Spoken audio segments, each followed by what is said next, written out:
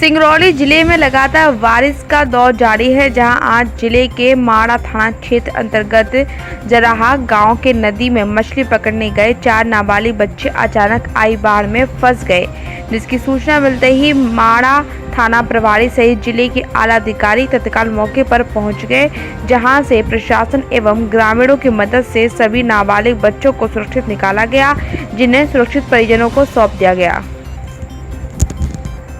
फंसे हुए लोग हैं हमारे यहाँ पे। मैं आपको कुछ तस्वीरें दिखाना चाहूँगा कि हमारी पूरी पुलिस प्रशासन आ चुकी है, लेकिन अभी तक किसी प्रकार का कोई जो है कि व्यवस्था नहीं कर पा रही है।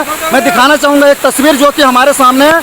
हमारे चांचर के लोग जो हैं, ये देखिए पानी में कितना बुरा तरह से निकल रहे हैं, निकलने की कोशिश भी कर रहे हैं, नहीं निकल पा रहे हैं। आइए मैं आपको तस्वीर दिखाना चाहता हूँ।